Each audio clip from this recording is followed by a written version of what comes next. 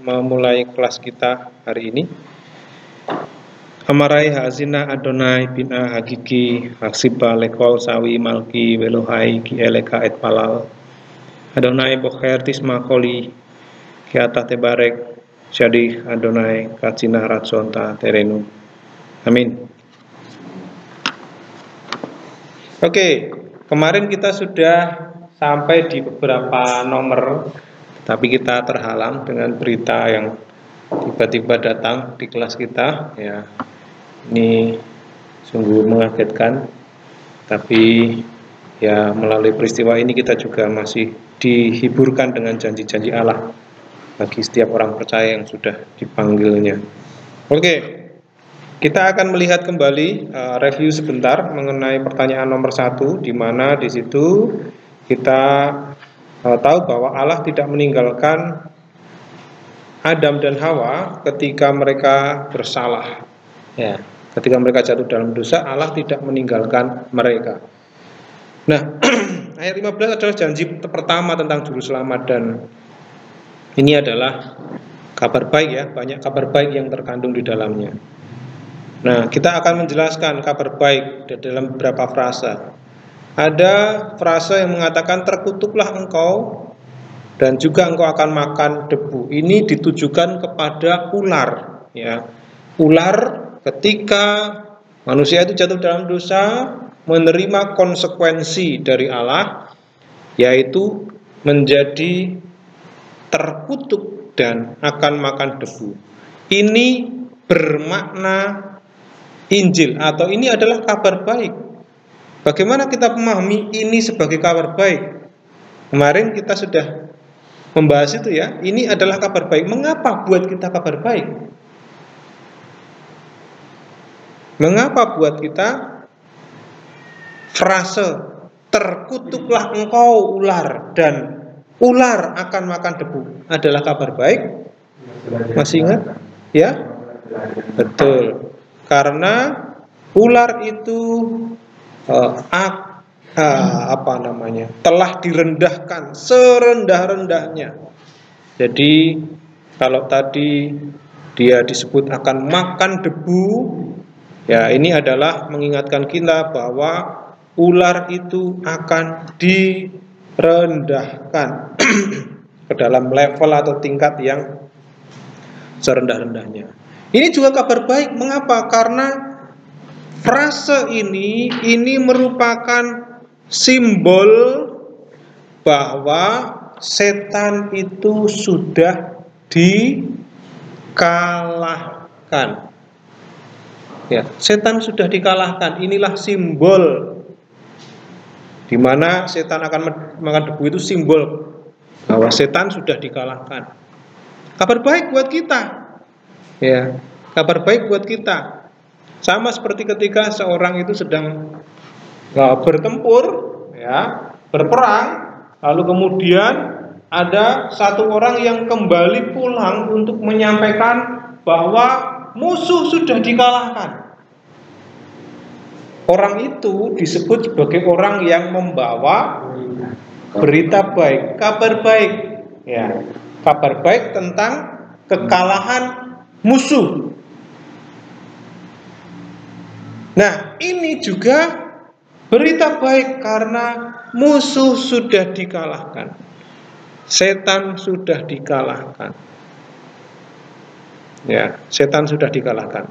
Nah, yang kedua ada frase aku akan mengadakan permusuhan antara engkau dan wanita. Ini juga disebut sebagai Injil frase ini. Masih ingat? Mengapa ini dimaknai sebagai Injil? Padahal ini adalah berita permusuhan. Kok disebut kabar gembira? Mengapa? Karena kita sekarang tahu status kita atau hubungan kita dengan iblis. Yaitu apa? Musuh, bukan teman, ya. Musuh, bukan teman. Sekarang kita tahu musuh kita siapa. Kalau dulu kita mengira itu adalah teman, kalau dulu kita mengira itu adalah kawan ngobrol, kawan curhat, ya, hikmat di luar Allah itu adalah tempat untuk mempertimbangkan sesuatu.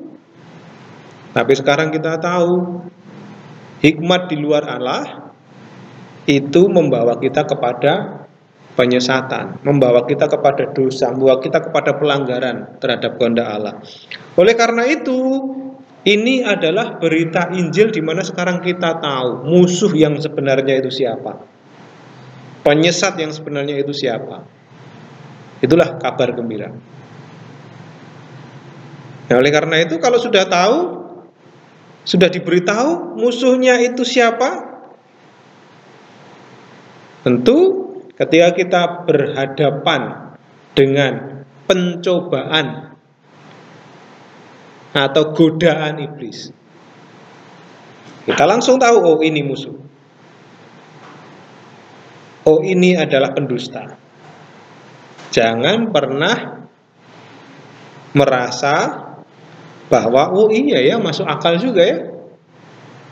Ingat apa yang dikatakan iblis ketika menggoda Hawa dan Adam, sesuatu yang mungkin menurut manusia itu masuk akal, tetapi kita tahu itu adalah dusta. Jadi itu adalah berita Injil. Apalagi berita Injil, di dalam frase itu ada frase yang menuliskan, aku akan mengadakan permusuhan antara siapa? Keturunanmu dan keturunannya. Ini jelas adalah proto evangelium, berita Injil yang pertama. Apa maksudnya?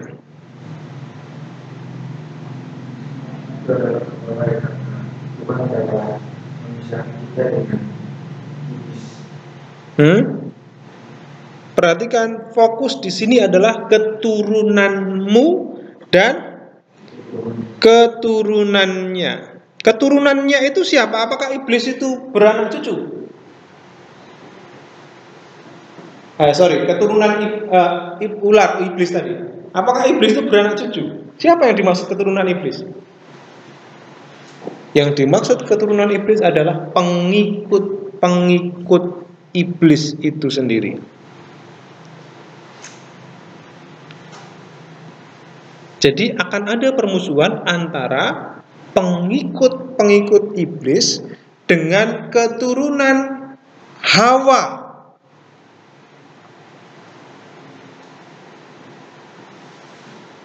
Akan ada permusuhan antara anak-anak Tuhan yang percaya dengan Tuhan dengan orang-orang yang tidak percaya di dunia ini. Akan terus ada permusuhan itu. Kenapa ini berita Injil? Kenapa permusuhan antara pengikut setan dengan pengikut Tuhan itu berita Injil buat kita?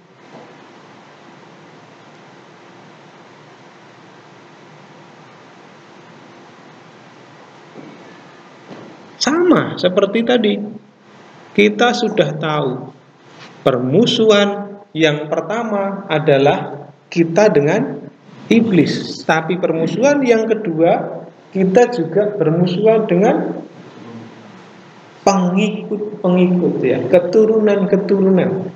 Itu yang dimaksud pengikut tadi ya. Keturunan atau pengikut-pengikut iblis. Musuh itu. Di dunia ini apakah saudara bisa mengidentifikasi pengikut-pengikut iblis itu siapa?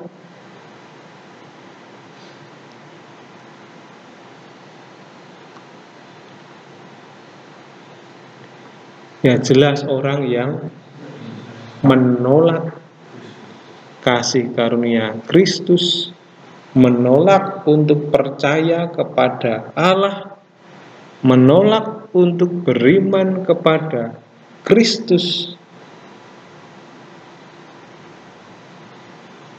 sehingga kalau dia menolak kasih karunia Allah, maka tentu dia adalah orang yang bukan keturunan, bukan anak Allah.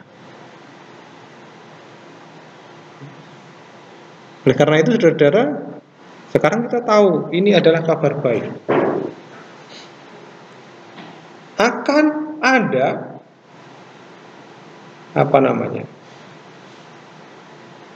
permusuhan antara anak-anak Tuhan yang percaya dengan dunia yang tidak percaya. Ini tadi, dunia yang tidak percaya. Kalau tadi iblis, sekarang musuh kita dunia yang tidak percaya. Dunia yang tidak percaya selalu menawarkan hal-hal yang membuat kita menjauh dari Allah. Hal-hal yang membuat kita itu tidak mengikuti Allah. Ini dunia. Cara kerja dunia itu masih sama, saudara-saudara. Jadi hati-hati, zaman sekarang dunia dengan berbagai caranya itu mencoba untuk mengambil kita, mencoba untuk menggoda kita supaya kita itu jatuh seperti Adam dan Hawa, jauh dari kehendak Allah. Nah, kemudian Injil yang selanjutnya muncul dalam frase, dia akan menghancurkan kepalamu dan engkau akan menyerang atau mematok, memukul, strike ya, memukul tumitnya. Saya mungkin akan, nah ini, perhatikan di sini, kenapa ini disebut sebagai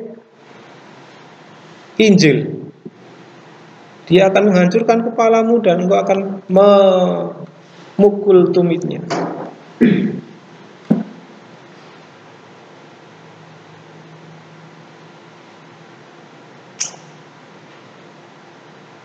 Ini masalah apa? Pekerjaan iblis akan dihancurkan. Pekerjaan iblis akan dihancurkan. Inilah berita sukacita, berita baik bagi kita semua. Pertanyaan nomor 2, dosa memiliki konsekuensi juga bagi orang percaya. Kalau kita perhatikan, Alkitab memberitahu kita bahwa Allah mendisiplin anak-anaknya karena Dia mengasihi mereka. Apa artinya mendisiplin? Masih ingat? Disiplin itu disciple. Kadang-kadang kita menyalahartikan disiplin itu penghukuman, betul nggak? Padahal disiplin itu ya dekat dengan kata disciple. Apa itu disciple? Memuridkan ya, discipleship, murid, memuridkan. Berarti tujuan dari mendisiplin itu membuat kita menjadi seorang murid. Nah itu dia ya.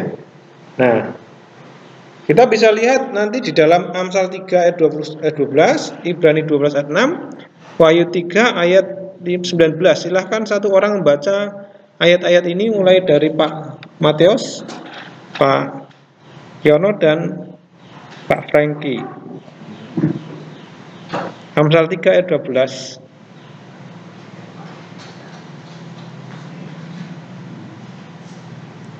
Saya kira sudah hafal di luar kepala, jadi tidak perlu membawa Alkitab. Amsal 3:12, karena Tuhan memberi rencana kepada yang dikasihinya seperti seorang ayah kepada anak-anak yang disayang. Ibrani 12 ayat 6.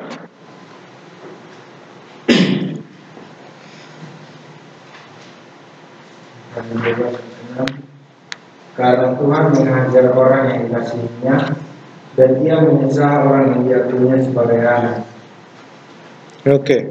Wahyu pasal 3 ayat 19, barang siapa mengasihi dia. Bagaimana Allah mendisiplin Adam dan Hawa? Saudara bisa lihat di situ? Mungkin terjemahan saudara bisa disampaikan, atau mungkin saudara punya pemikiran yang lain yang tidak sesuai dengan kutipan ini. Ini kutipan dari People Bible ya. Bagaimana Allah mendisiplin Adam dan Hawa ketika mereka jatuh dalam dosa? Terhadap Hawa, Kalau terhadap Hawa, apa satu jatuh bersalin, sedangkan Adam bersusah payah menggunakan. apakah hanya Hawa saja yang akan mengalami sakit saat melahirkan? Adam sakit saat melahirkan? Adam berahi.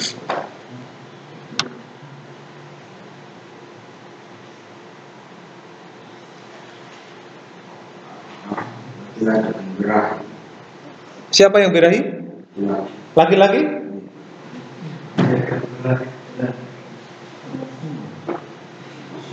Coba cek Alkitabnya.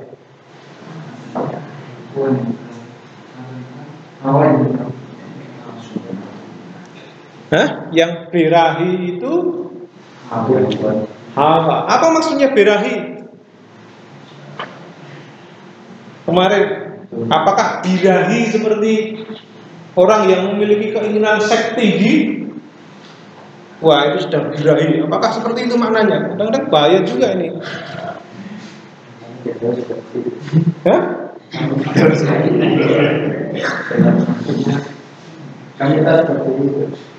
Wah, ini kemarin itu sudah bahas ya. Apa itu maksud dari engkau akan birahi? Kalau lupa dibuka juga.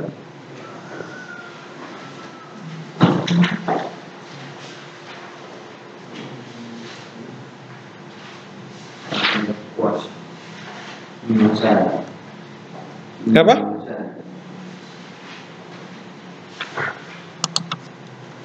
Menguasai.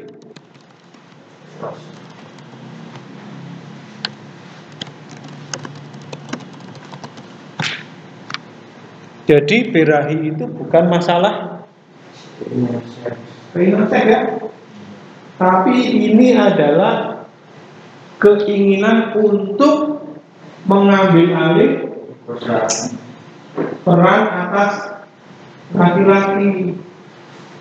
Jadi wanita itu memiliki kecenderungan untuk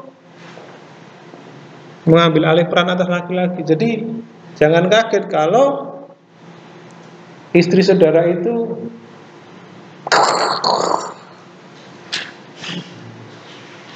atau mama saudara itu. Tapi apa yang terjadi? Apakah kemudian diberikan otoritas itu? Itu jangan di stop sampai di situ. Engkau akan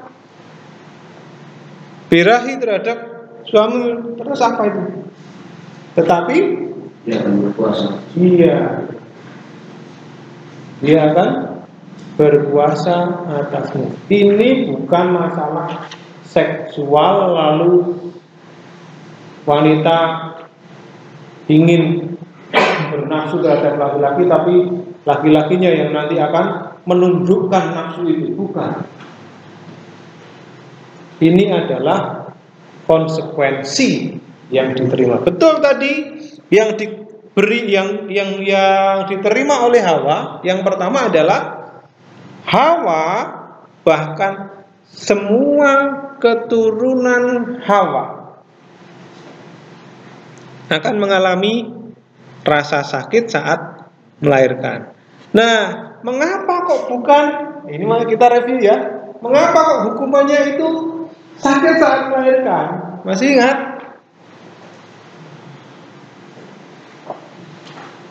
Mengapa kok bukan mulutnya yang jontor karena makan buah itu?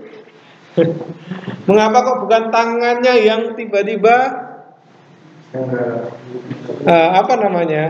tiba-tiba kidal atau tiba-tiba lumpuh karena mengambil buah itu? Kenapa kok sakit saat melahirkan? Saudara masih ingat? Dalam pasal 2 itu Allah berfirman supaya mereka beranak cucu dan Allah memberikan hukuman sesuai dengan Allah sudah beri dari beranak cucu. Makanya di saat itu merupakan betul, itu betul. Jadi ketika merasa sakit saat melahirkan, bagaimana? Penghukuman ini akan menjadi apa? Pengingat. Pengingat bahwa sesungguhnya kehendak Allah itu adalah untuk beranak cucu. Itu kehendak Allah. Jadi rasa sakit melahirkan akan menjadi pengingat bahwa dosa itu mendatangkan kesedihan dan penderitaan, bukannya kepuasan. Beranak cucu itu kan sebenarnya kepuasan ya, punya anak cucu. Tapi sakit saat melahirkan itu pengingat bahwa dosa mendatangkan penderitaan. Jadi nanti saudara akan punya istri yang berencana menikah ya. Kalau yang dikaruniai untuk sendiri ya, loh, bukan bahaya, itu karunia loh. Tapi kalau tidak dikaruniai itu ya menikahlah ya. Kalau sudah menikah tujuannya apa? Tujuannya adalah untuk sama seperti kehendak Allah tadi apa? Diberkati dalam pernikahan untuk apa? Untuk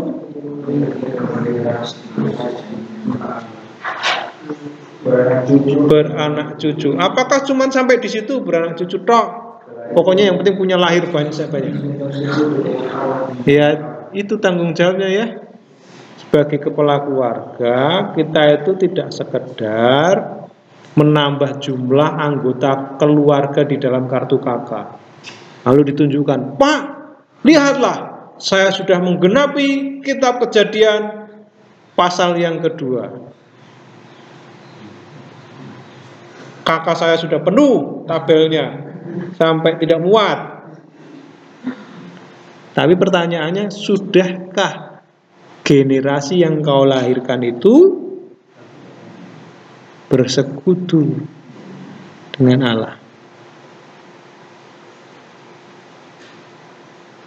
Oh, saya bersekutu Pak dengan jemaat. Saya melayani jemaat Pak. Keluargamu bersekutu enggak dengan Allah?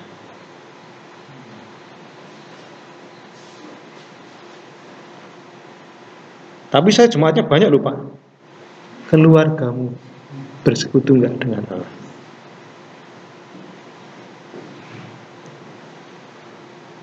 Itu ya, jadi saudara-saudara, ini adalah pengingat yang seharusnya tadi manusia puas melaksanakan mandat ilahi yaitu beranak cucu, tapi sekarang sakit saat melahirkan.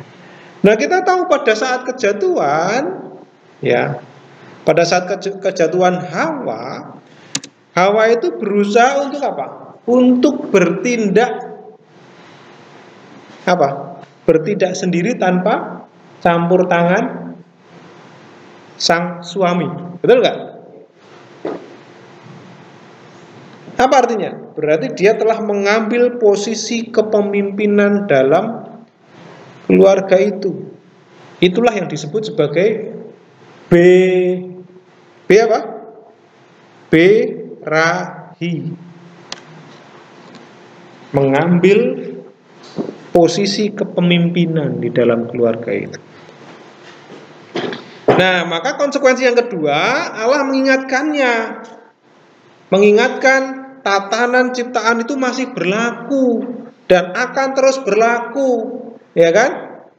Bahwa engkau akan berahi kepada suamimu dan atau tetapi ia akan berkuasa akan atasmu. Ini adalah tatanan keluarga yang dikehendaki Allah, tatanan ciptaan yang masih berlaku dan akan terus berlaku.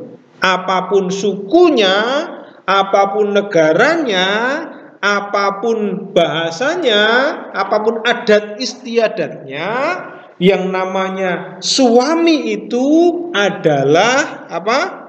Pemimpin di dalam keluarga. Hawa menerima konsekuensi itu. Konsekuensinya itu pengingat sebenarnya, bukan sesuatu yang baru. Sama seperti tadi, melahirkan anak cucu itu bukan sesuatu yang baru. Tapi karena berdosa, maka ketika melahirkan anak cucu itu sakit saat melahirkan. Demikian juga posisi antara wanita dan pria itu sudah ditetapkan Allah sebelumnya, bahwa laki-laki itu adalah pemimpin dalam keluarga. Tetapi ketika Hawa itu mengambil posisi kepemimpinan dalam keluarga, maka Allah memberikan disiplin. Disiplinnya apa? Engkau akan birahi kepada suami, tetapi ia akan berkuasa atasmu. Jadi meskipun dosa dan keegoisan itu kini memasuki hubungan istri dengan suaminya dan hubungan suami dengan dirinya, dosa itu tidak akan pernah mengubah rancangan Allah yang mula-mula untuk kepemimpinan dalam keluarga. Nah, apakah saudara pernah berpikir hal itu menjadi rusak di dunia yang tidak sempurna itu, hubungan suami dan istri? Kadang-kadang suaminya menjadi nomor 2, istrinya nomor 1. Ketika apa itu terjadi? Kapan itu terjadi? Istrinya lebih dominan mengambil keputusan di dalam keluarga. Kapan itu terjadi? Oh, nggak pernah terjadi, Pak. Saya nggak pernah berjumpa. Apakah saudara pernah melihat ada istri yang mengatur suaminya demikian rupa, jadi apapun diputuskan oleh istri? Kapan? Atau potensi apa yang membuat itu terjadi? Wah, saudara memang belum berkeluarga ya, tetapi paling tidak ya saudara pernah melihat ada keluarga yang demikian. Ketika contoh wanita punya jabatan yang lebih tinggi dari suaminya, betul nggak? Akan terjadi, atau sang wanita itu memiliki gaji atau penghasilan yang lebih besar dari suaminya, atau apalagi wanita punya gelar yang lebih tinggi dari suaminya, atau apalagi. Loh, ternyata banyak ya penyebab yang membuat itu terjadi ya. Tapi kita tadi apa ya, kayaknya nggak ada, ya kan? Ya kan saya belum keluarga, Pak ya, belum berkeluarga. Ada banyak hal yang membuat tindakan mengambil alih posisi kepemimpinan dalam keluarga itu terjadi karena hal-hal yang demikian. Atau mungkin karena suaminya juga nggak merasa bahwa dia ini adalah pemimpin dalam keluarga. Suaminya manut-manut saja, udahlah pokoknya ikut mamanya saja, ikut ibunya saja. Atau karena ibunya lebih galak, lebih pintar ngomong, lebih ya. Jadi saudara, ini penting untuk kehidupan kita. Apapun keadaannya, berapapun penghasilannya, berapapun atau setinggi apapun pendidikan dan jabatannya, rancangan awal atau rancangan mula-mula Allah untuk kepemimpinan dalam keluarga itu jelas. Pak, ada emansipasi wanita. Apa itu emansipasi wanita? Kadang-kadang ini disalahpahami emansipasi wanita itu. Wanita itu sekarang boleh ngapain saja, sejajar dengan laki-laki. Dia boleh menjadi pemimpin atas laki-laki. Ya itulah yang terjadi ketika hikmat di luar Allah itu mengalahkan rancangan awal penciptaan. Pak, gereja kita itu kuno. karena nggak mengizinkan wanita untuk berkhotbah. Siapa bilang wanita nggak boleh berkhotbah? Boleh nggak wanita berkhotbah? Mau berkhotbah itu kan memberitakan firman Allah, ya kan?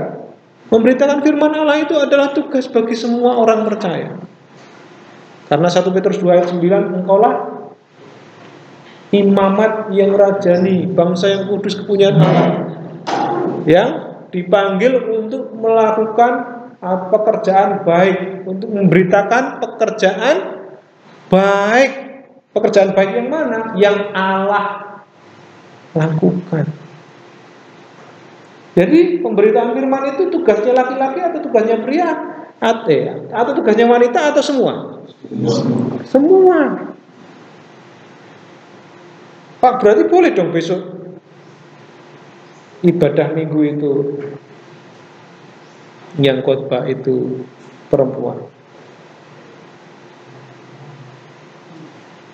Permasalahannya bukan boleh dan tidak boleh. Apa peran laki-laki dan perempuan itu dulu? Kalau sudah menjalankan perannya sebagai pemimpin dan tidak menimbulkan kesan bahwa perempuan itu mengambil alih wanita, mengambil alih peran pria di dalam jemaat, itu yang harus kita pertanyakan.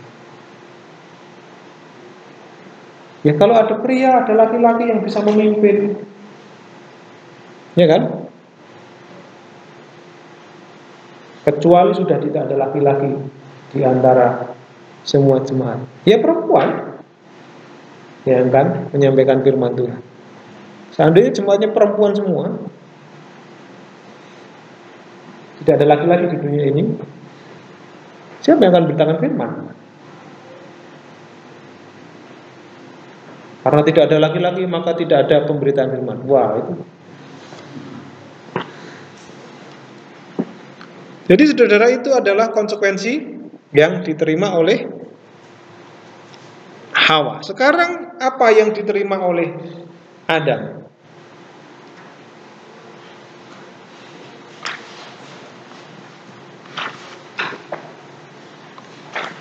Apa yang diterima oleh Adam? Silakan satu orang kembali membaca ayat yang ke-17 sampai ayat. Oke, jadi kita perhatikan dari ayat itu. Saya terjemahkan ini ya supaya lebih mudah ya. Untuk mengingatkan Adam dan Hawa, khususnya Adam akan dosanya. Nah, mungkin saudara yang akan menjawab dulu lah ya. Saya nanti kalau langsung, ya nggak apa-apa lah. Sudah, saya tunjukkan. Saudara sudah mengerjakan ya? Oke. Jadi dengan kata-kata saudara mungkin saudara bisa menyampaikan apa yang diterima Adam, disiplin yang seperti apa yang diterima Adam. Bersusah payah memperlakukan mencari makan Bersusah payah ya. Apakah ini bentuk disiplin atau bentuk penghukuman? Disiplin. Karena mengingatkan tentang apa? Apa yang ingin didisiplinkan? Disiplin itu kan berarti membuat orang itu sesuai dengan rencana awal. Kenapa kok Adam itu tidak dihukum? Mungkin kupingnya jadi panjang kah? Mungkin tangannya jadi pendek sebelah kah? Tapi kenapa kok susah? Harus bersusah payah atau berpeluh dalam mencari nafkah. Dari tanah itu menumbuhkan makanan yang bergizi dimakan. Ada yang lain yang bisa menambahkan, memberikan penjelasan lebih? Terima kasih Pak Matius, itu sudah bagus sekali. Adam didisiplin dengan cara apa? Dengan cara Sang pencipta itu justru mengutuk tanah. Bukan tangannya berat panjang sebelah ya, tetapi justru untuk mengingatkan Adam akan dosanya, lalu untuk membantunya dalam pergumulan sehari-hari dengan sifat dosanya tadi. Kalau tidak diingatkan dosa-dosa itu bahaya, nanti lupa jadi nggak merasa dosa. Ini yang bahaya. Orang berdosa itu lebih berbahaya kalau dia lupa terhadap dosa-dosanya. Sama, penyakit itu bahaya, tapi lebih berbahaya kalau kita tidak merasa ada penyakitnya. Betul nggak? Saudara kena diabetes, itu bahaya. Tapi kalau saudara nggak merasa kena diabetes, saudara akan terus minum manis, makan nasi banyak-banyak, ya kan? Itu dia. Saudara darah tinggi, bahaya darah tinggi. Habis saudara terus makan yang asin-asin, ya kan? Makan yang membuat darah tinggi itu naik terus. Dosa pun sama. Dosa itu berbahaya, bahkan mematikan. Tapi akan lebih berbahaya lagi ketika orang yang sudah berdosa itu lupa akan sifat-sifat dosa itu, lupa akan dosa-dosanya. Maka itu penting. Setiap kali kita beribadah, liturgi yang tetap kita jaga adalah apa? Adanya pengakuan dosa. Ya, jadi jangan sampai pengakuan dosa itu sekedar apa? Rutinitas, sekedar legalistik, sekedar urut-urutan yang menjadi seremonial belaka tanpa makna. Tetapi seharusnya pengakuan dosa itu adalah cara kita untuk mengingat fakta dosa kita dan sifat-sifat dosa yang mematikan itu, dan pergumulan kita sehari-hari dengan sifat dosa tadi.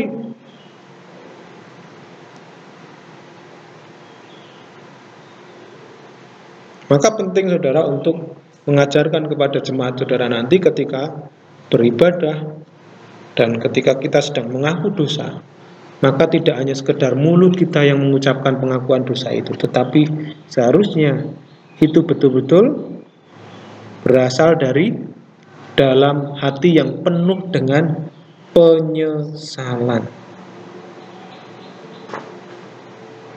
Saya prihatin ketika melihat kita sedang mengaku dosa tapi sambil buka pihak. Ya Allah yang Maha Kuasa, sebagai pencipta dan penebus kami mengaku padamu bahwa kami ini telah dilahirkan dalam keadaan berdosa. Atau sambil ngobrol sama teman-temannya. Ya Allah yang Maha Kuasa, sebagai itu tidak keluar dari dalam hati yang penuh penyesalan. Itu adalah sekedar kata-kata yang diucapkan tanpa makna. Maka seharusnya dalam pengakuan dosa itu kita benar-benar menyadari bahwa kita adalah orang berdosa dan butuh pengampunan. Nah, untuk Adam, Allah mengingatkan dosa-dosa Adam dengan cara apa? Mengutuk tanah. Adam bahkan juga generasi-generasi selanjutnya, keturunan-keturunan selanjutnya, dengan tanah yang dikutuk itu akan mengalami yang namanya kesulitan, kesengsaraan dalam mencari nafkah dari tanah. Apakah sebelumnya tidak seperti itu? Jelas tidak. Mengapa demikian? Kita tahu bagaimana Allah itu menciptakan tempat di mana tanah itu menghasilkan buah yang baik untuk dimakan, bahkan pohon kehidupan.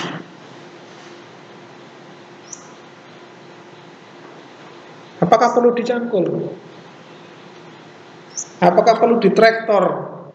Apakah perlu dicabuti semak-semaknya? Ingat, semak itu tidak tumbuh. Semak yang tadi, semak di padang itu belum tumbuh. Kenapa belum tumbuh? Tidak ada hujan. Kenapa tidak ada hujan? Apakah itu kemudian kering airnya? Ingat, pengairannya sempurna. Bukan dengan irigasi yang dibuat melalui selokan-selokan, bukan. Tapi kondisi tanah kita perhatikan di dalam teks Kejadian itu apa?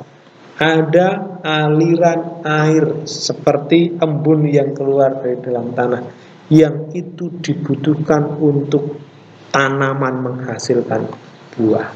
Tidak perlu dibuat bendungan, waduk Gajah Mungkur, waduk Song Putri, ya kan? Tidak perlu dibuat selokan dengan cor beton, ya. Tetapi Allah menyediakan sebenarnya tanpa harus kerja keras dengan kesengsaraan. Tidak.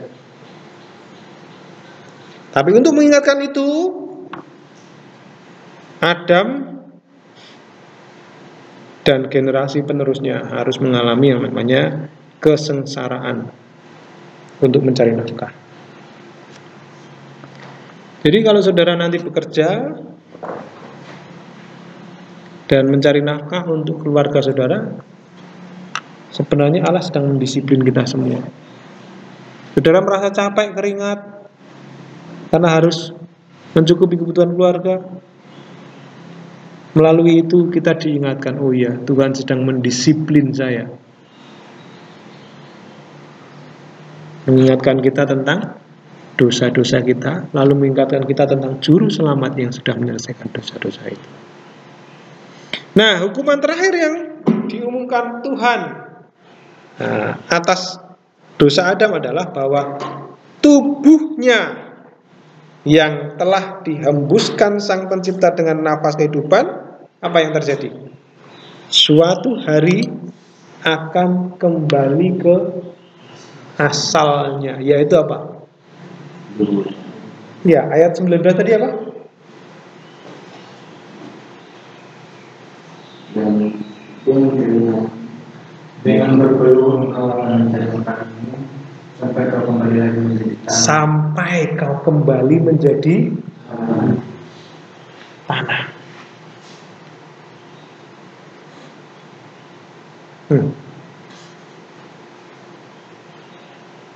Inilah hal yang dilakukan Allah untuk mendisiplin umatnya. Oke, kemudian yang ketiga, mungkin ada tambahan dari teman-teman. Pak Oki ini senyum-senyum ini, ada tambahan apa Pak Oki? Oh tidak. Jadi setiap kita pasti yang akan mengalami yang namanya kematian, ya. Mau pakai jamu panjang umur apapun, awet muda apapun, pasti saudara akan kembali kepada tanah. Ya, ke asalnya. Mengingatkan kita kalau kembali ke tanah, bukan kembali menjadi batu, ya. Iya, karena kita jadi dari tanah kembali kepada tanah. Oke, yang ketiga, apa yang penting tentang nama yang Adam berikan kepada istrinya? Ini maksudnya makna apa yang terkandung di dalam nama Hawa, nama yang diberikan oleh Adam kepada Hawa. Apa pentingnya nama itu? Apa pentingnya nama itu? Mungkin ada yang bisa memberikan tanggapan?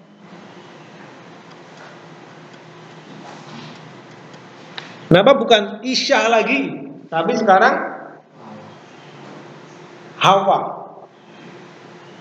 Kita kemarin belajar ada yang namanya fonologi, kemiripan suara. Isya. Sekarang Hawa itu datang dari kata hai. Artinya apa? Hidup. Apa kaitan Hawa dengan hidup? Ya. Nabi memberikan ada kepada istri Hawa.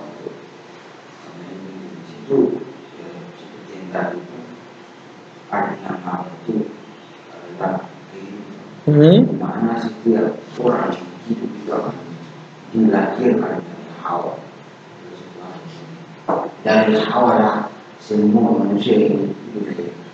Oke, dari Hawa semua manusia yang hidup dilahirkan.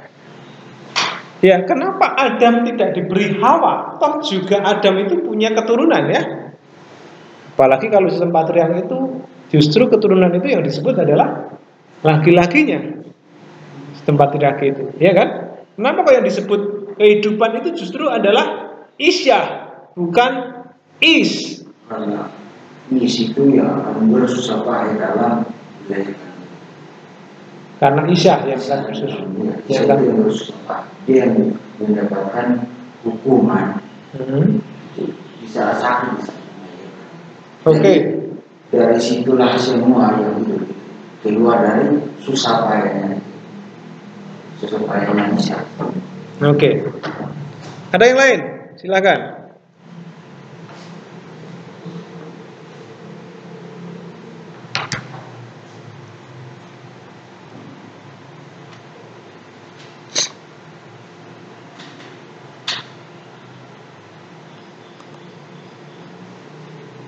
Apa bedanya Isyah dengan Hawa? Itu yang menjadi pembicaraan kita.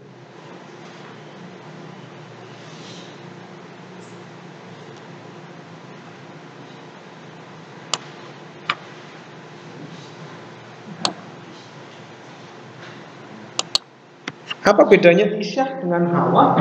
Kalau Isyah itu tentu akan mengingatkan kita tentang asalnya. Is berarti datang dari Isyah berarti datang dari is. Ya, ini berhubungan dengan asalnya. Pasal 2 ayat 23 ya. Tapi kalau Hawa itu berhubungan dengan kehidupan. Artinya apa? Berhubungan dengan keturunan dari Hawa yang akan memberikan juru selamat, memberikan kehidupan. Jadi kalau saudara perhatikan di situ, ada memberi nama istrinya dengan arti kehidupan atau hidup. Ya. Hidup ya. Nah, tentu dengan nama ini ada mengatakan lebih dari sekedar bahwa Hawa itu akan memiliki keturunan.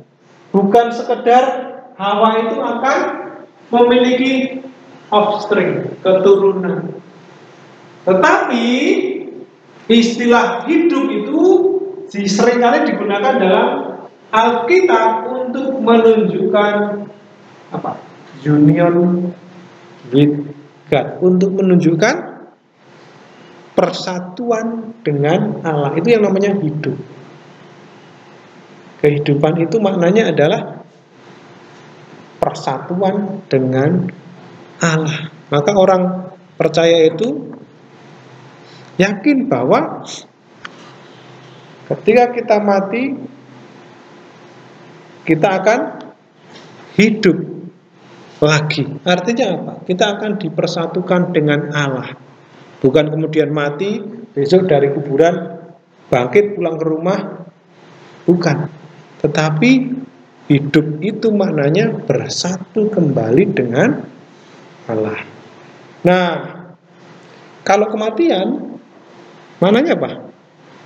Kalau kehidupan itu maknanya bersatu kembali dengan Allah, kalau kematian berarti perpisahan dari Tuhan.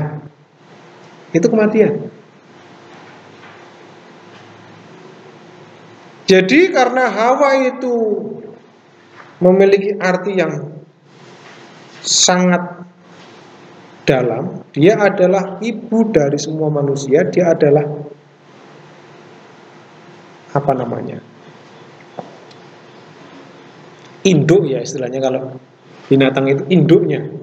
Ibu dari manusia. Dia yang akan memulihkan kehidupan dalam arti yang paling penuh, arti yang lebih lengkap.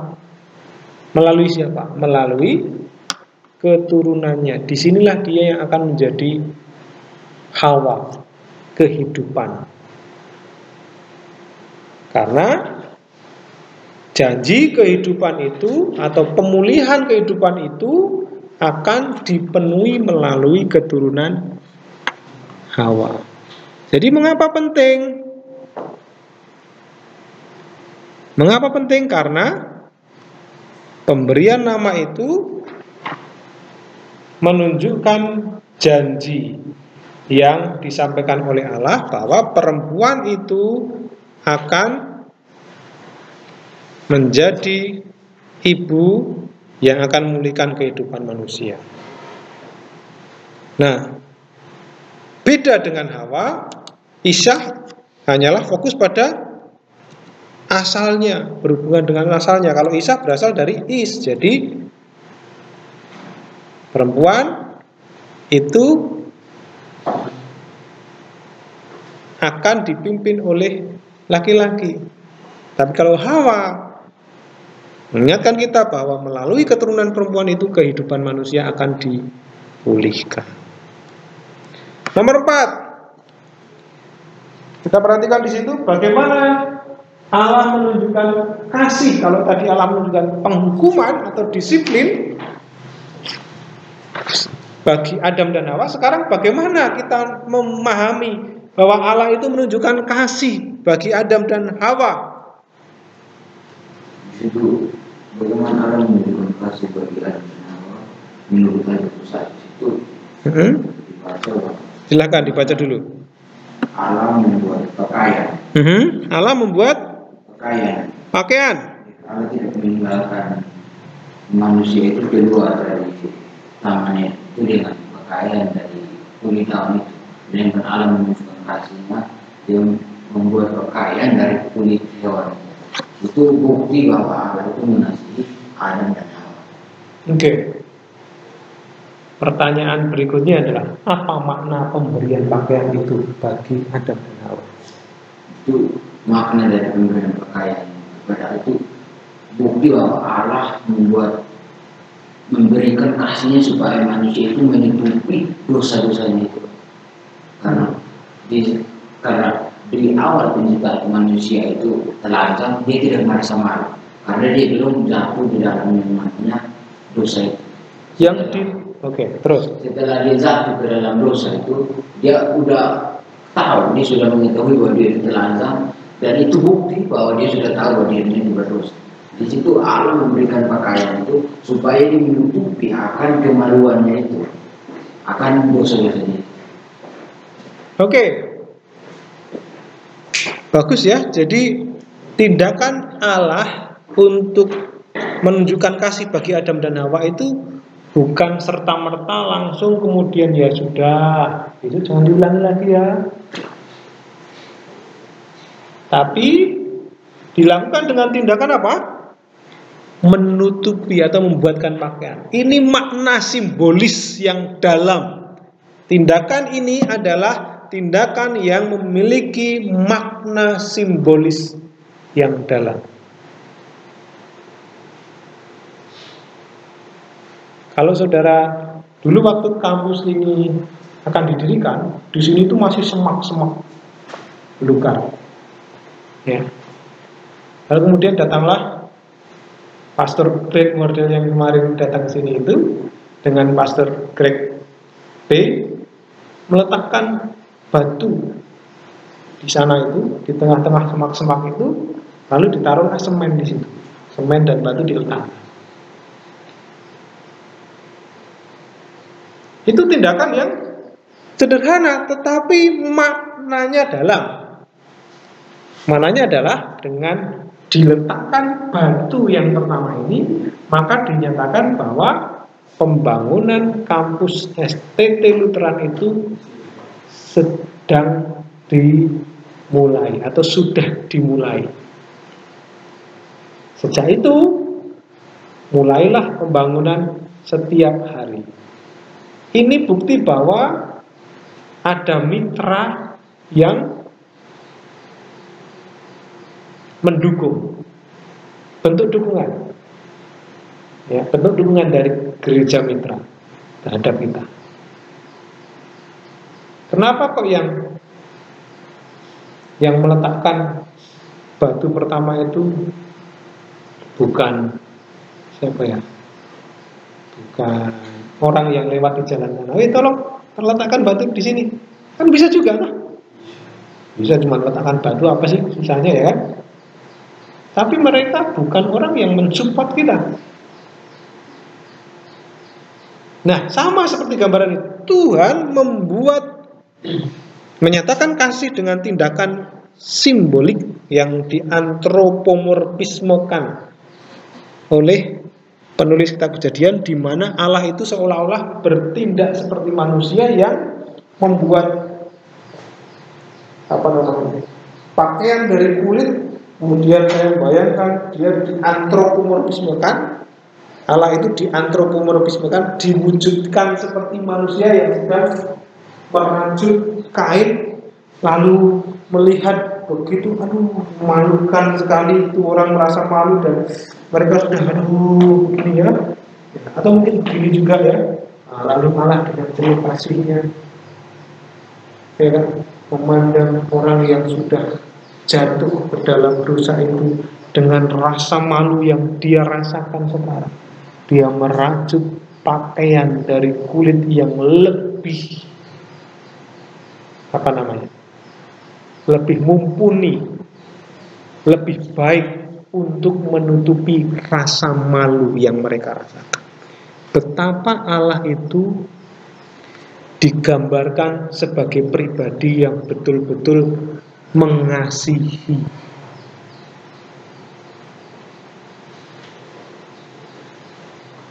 Dia tidak membiarkan kedua orang tadi duduk di balik pohon, lalu dia menutupi dirinya dengan daun, lalu kemudian Allah berdiri di balik pohon lalu mengata-ngatai mereka. Rasain kamu sekarang apa aku bilang dari awal. Sudah kasih pohon ini, kurang apa lagi? Semua yang mau kau makan sudah ada. Emangnya kurang jenis pohon buah yang kau makan? Pohon kehidupan ada. Emangnya kurang? Tuhan tidak seperti itu. Tetapi dia rajut, membuat pakaian. Ketika orang itu merasa malu, Allah membuat pakaian. Ini simbol bahwa Allah menyediakan pakaian yang lebih sesuai.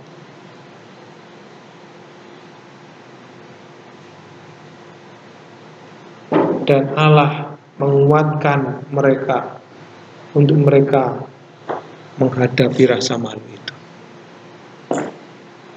Itu bukti kasih Allah. Dan nanti bisa baca firman Allah untuk kaum awam ya, Alkitab untuk kaum awam halaman 48 ini. Oke, saya akan lebih cepat karena masih ada. Nomor 5.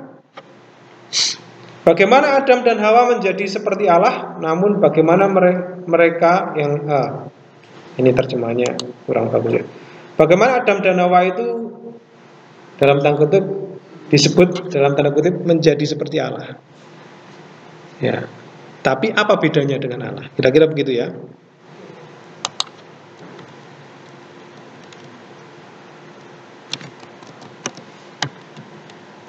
Apa perbedaan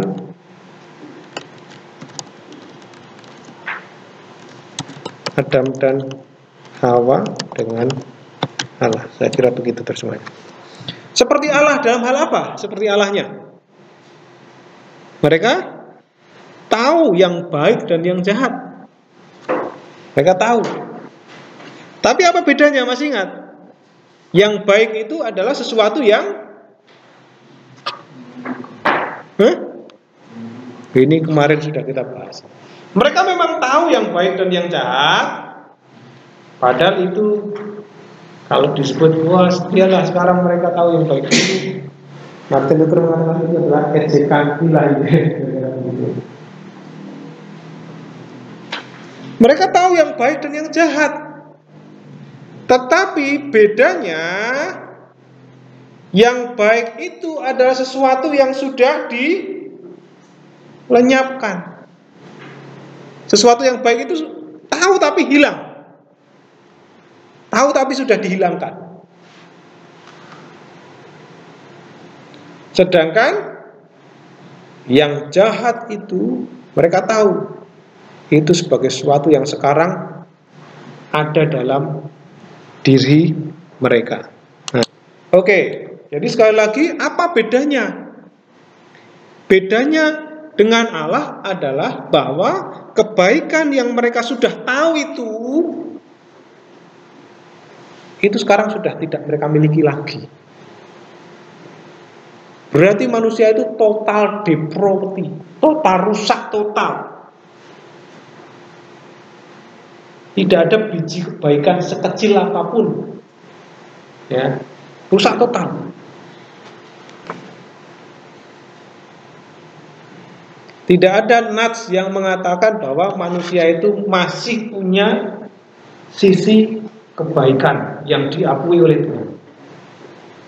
Mereka malu. Itu berarti menunjukkan bahwa diri mereka itu benar-benar sudah rusak total. Lalu mereka tahu yang jahat. Betul mereka tahu yang jahat. Tetapi sekarang kejahatan itu adalah sesuatu yang merasuki seluruh hidup mereka. Wah, ini bahaya. Bahkan kejahatan itu sudah menjadi musuh yang sudah tertanam dan yang harus dilawan sekalipun mereka sudah beriman. Jadi sekalipun kita beriman kepada Tuhan, tetapi masih ada kejahatan yang harus kita lawan dalam diri kita. Kapan kejahatan itu sudah tidak ada lagi? Sudah tidak kita lawan lagi? Ketika saudara sudah ada di balik papan. Di Kalimantan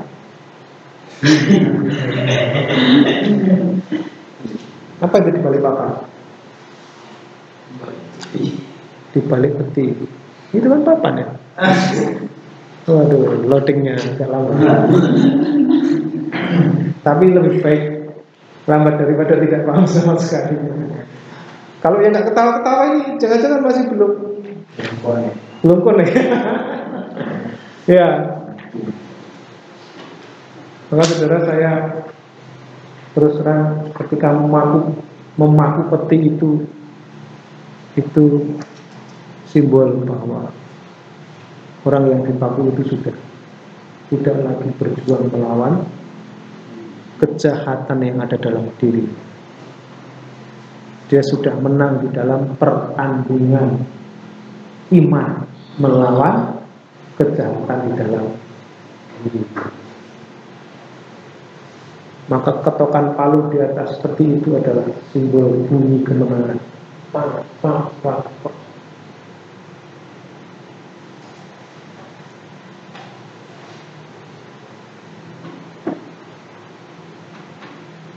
Jadi saudara, mereka tahu yang baik dan yang jahat, tetapi sekarang yang baik itu hilang,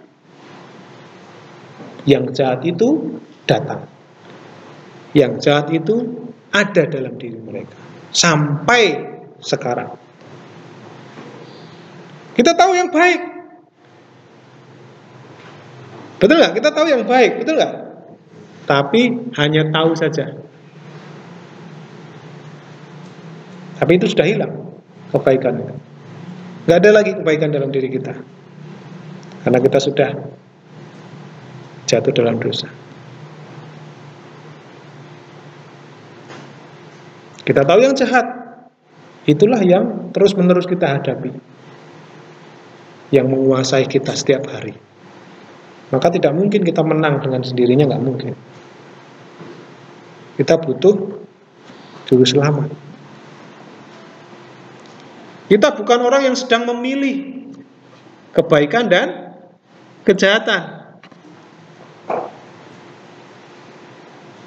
Pak, kalau tahu yang baik dan yang jahat, berarti kita bisa memilih dong. Memilih yang baik dan yang jahat. Loh, kalau yang baik itu sudah hilang, gimana mau dipilih? Ya kan? Dipilih itu kan kalau masih ada. Ibaratnya saudara tahu mana uang, mana utang. Saudara tahu mana uang, mana utang. Tahu ya?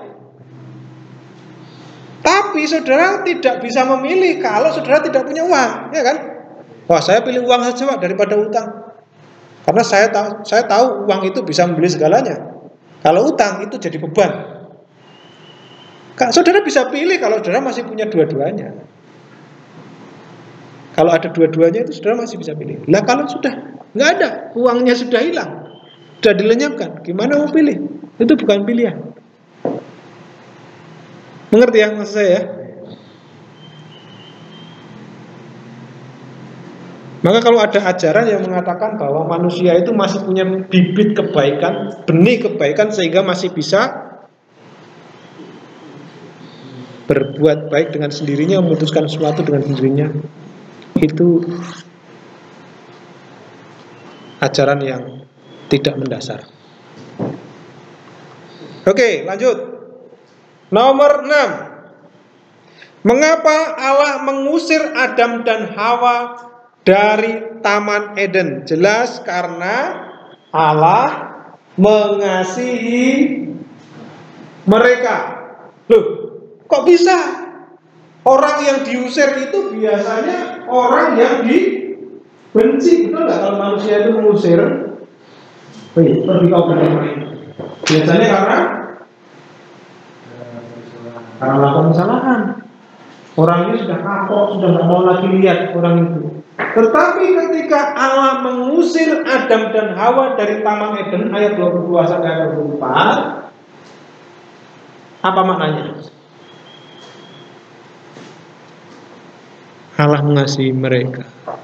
Mengapa? Karena Allah tidak ingin mereka itu makan dari pohon kehidupan dan terus hidup di dalam kondisi dosa mereka. Bayangkan kalau orang yang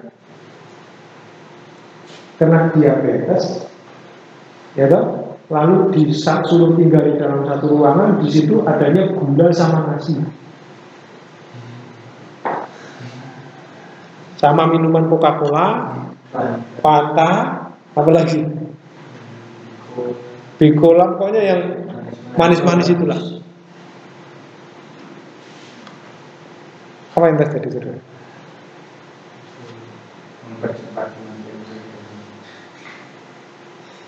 Mereka akan tinggal dalam diabetesnya dan akan menikmati diabetesnya. Sama seperti itu. Allah mengusir manusia dari Taman Eden bukan karena Tuhan itu membenci manusia itu, bukan karena Tuhan itu kesal dengan orang-orang itu, ya kan? Tetapi justru Allah mengasihi mereka. Apa buktinya kalau Allah mengasihi mereka? Ayat berikutnya kalau sudah perhatikan 22 sampai 24 itu menjelaskan bahwa Allah itu tidak mau mereka itu hidup seterusnya dengan keberdosaan itu. Kalau mereka tinggal di situ makan pohon kehidupan, ya panjang umur ya. Panjang umur tapi dalam dosa. Saudara kalau ulang tahun nyanyi panjang umurnya dalam dosanya, harusnya seperti itu ya.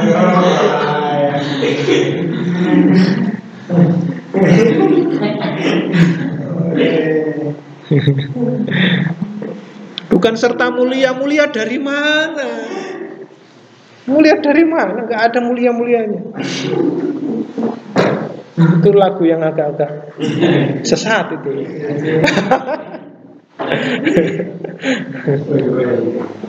Ya harus di ini Pak. Coba dulu Pak. Gimana reaksinya?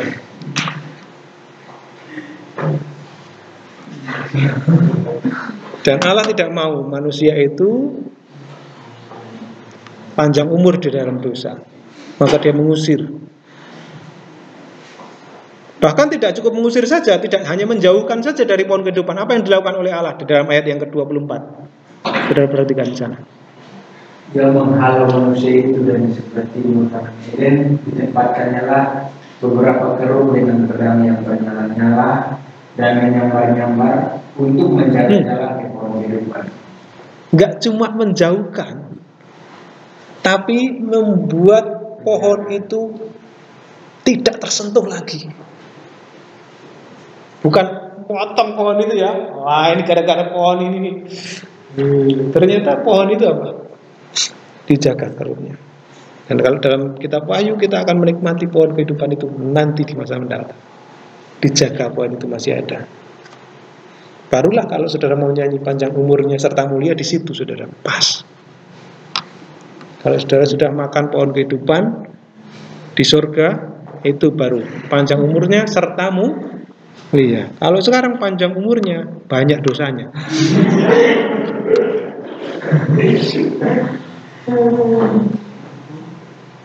Makin panjang umur kan makin banyak dosa kan, faktanya. Mau hitung-hitungan. Nah, ya kan? Itu dia. Oke.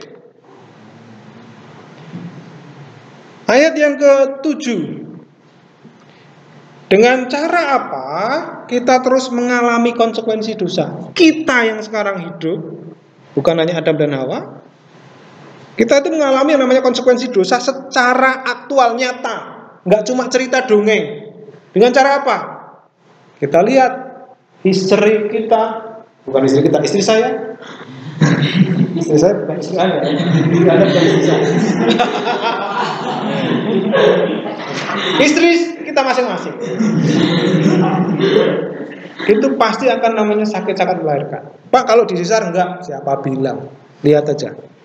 Habis disesar, pas sesar enggak sakit karena dibius. Habis sesar, saudara, sakitnya berbulan-bulan. Menurut orang yang sudah mengalami.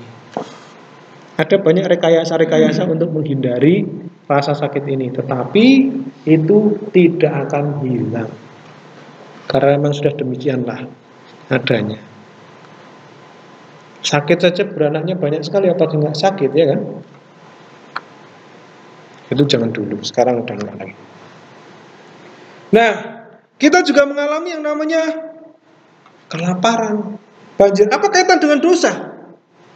Kelaparan dan banjir, ada serangga, ada wabah penyakit, sakit penyakit, ada kesulitan dalam pekerjaan, ada kematian. Apa kaitannya kelaparan dengan dosa, konsekuensi dosa? Ini kaitannya dengan kutukan tanah tadi. Maka dengan tanah yang terkutuk itu akan sangat berpotensi untuk membuat sumber makanan itu jadi kurang, berkurang, susah. Ada banjir, apa yang terjadi? Emangnya sebelum dosa tidak ada banjir? Musibah, bencana alam. Apa kaitannya dengan dosa?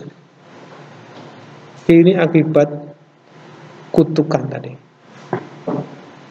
Dengan banjir, tanah makin sulit untuk ditanami. Tanaman hancur, ya kan?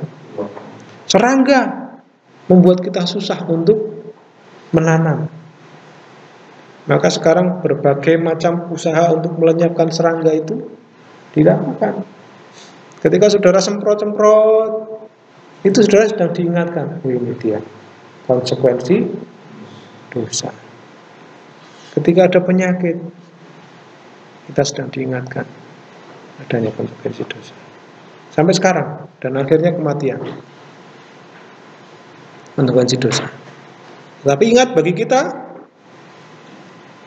Kematian memberikan kemerdekaan bagi orang Kristen. Bagaimana? Kok bisa kematian itu memberikan kemerdekaan bagi orang Kristen? Mengapa kematian itu memberikan kemerdekaan? Menurut saudara?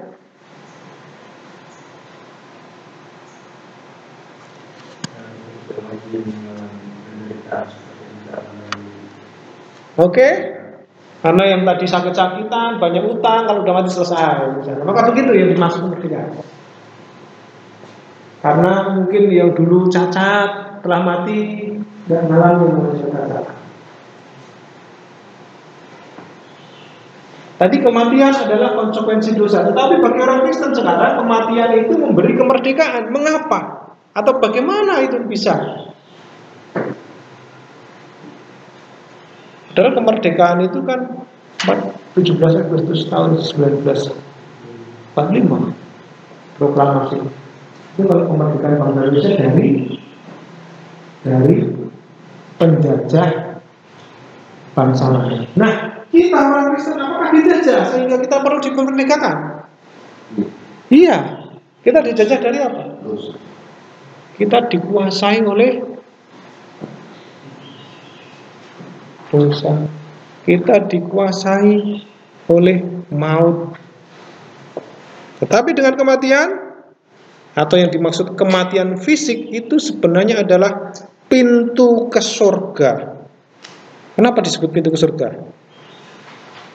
Mazmur 16:11, Dani, Kolose 3:4, Mati 2 Timotius 4 ayat 8, Yuven, Wahyu 7:15-17, Gusti, Wahyu 21 ayat 3-4. Oke, silakan.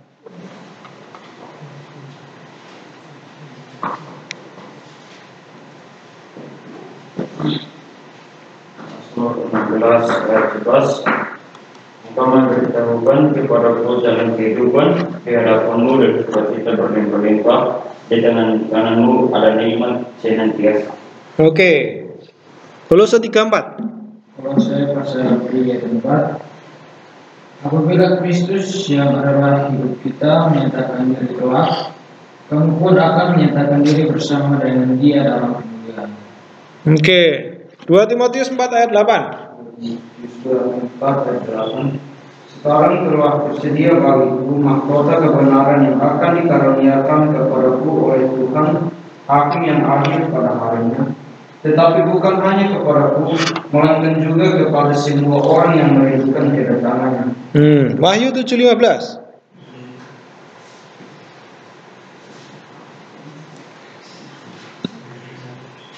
Wahyu 7 ayat 15 sampai 17. Karena itu mereka berdiri di hadapan takhta Allah dan melayani Dia siang malam di bait sucinya. Dan Dia yang di atas takhta itu akan membentangkan kemahnya di atas mereka. Mereka tidak akan menderita lapar dan dahaga lagi, dan matahari atau panas terik tidak akan menimpa mereka lagi. Sebab anak domba yang di tengah-tengah takhta itu akan menggembalakan mereka dan akan menuntun mereka ke mata air kehidupan. Dan Allah akan menghapus segala air mata dari mata mereka. Wahyu 21. 21 ayat 36. Lalu aku mendengar suara yang menyaring dari takhta itu berkata, lihatlah, kemah Allah ada di tengah-tengah manusia, dan yang akan diam bersama-sama dengan mereka.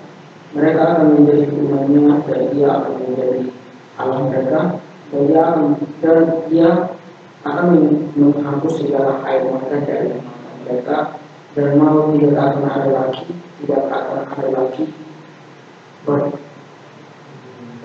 perkabungan atau rasa tangis atau duka cita, sebab segala sesuatu yang lama itu telah berlalu.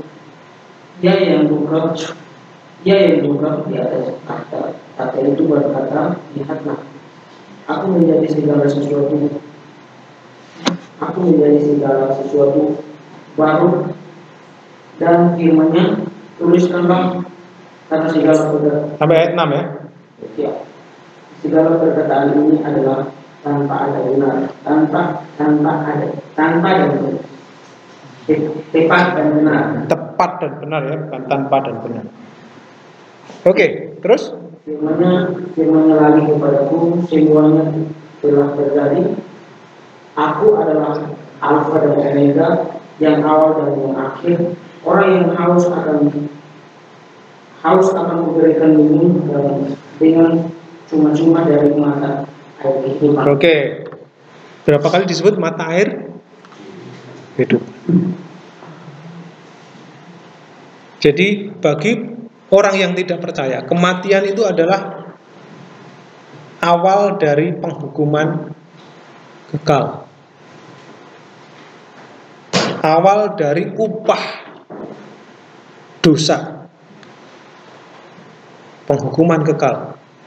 Tapi bagi orang Kristen, disebutkan semua dalam ayat-ayat tadi, ini adalah pintu kita ke surga. Lalu di dalam ayat-ayat yang kita baca, di surga kita akan terbebas dari dosa, bukan sekedar rasa sakit, bukan sekedar kecacatan, tapi dari dosa, bahkan dari konsekuensi dosa. Terutama dari kematian tadi.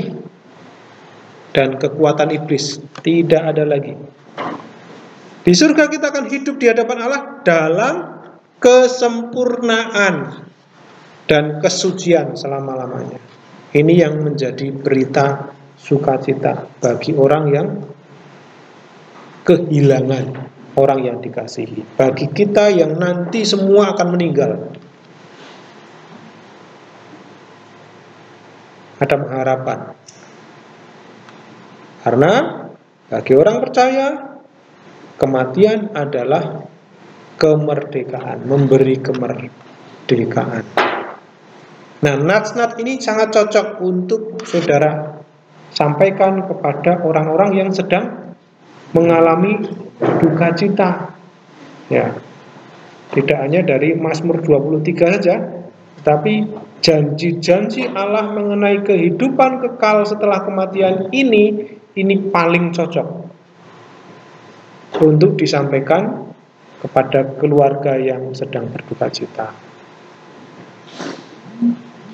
Ada pertanyaan saudara-saudara, waktunya pas, sudah habis. Maka dengan demikian selesai sudah pembelajaran kita Kejadian 1 sampai pasal 3. Dan minggu depan saudara akan mulai menyampaikan progres makalah saudara. Kalau sudah jalan, seperti apa jalannya. Kalau sudah jadi, seperti apa jadinya. Kalau belum jadi, seperti apa rencananya. Ya, seperti apa rencananya. Gantian saudara yang akan berdiri di sini. Saya sudah siapkan mimbar ya. Saya sudah siapkan mimbar. Saudara pakai laptop, boleh pakai PowerPoint, lebih bagus. Saya gantian akan duduk di situ, ya, untuk menyaksikan saudara membuat riset. Sampai di sini, Tuhan Yesus berkati. Yebarekeka Adonai Wais mereka. Yaer Adonai panai eneka bihuneka. Yisa Adonai panai eleka wayasem leka. Shalom.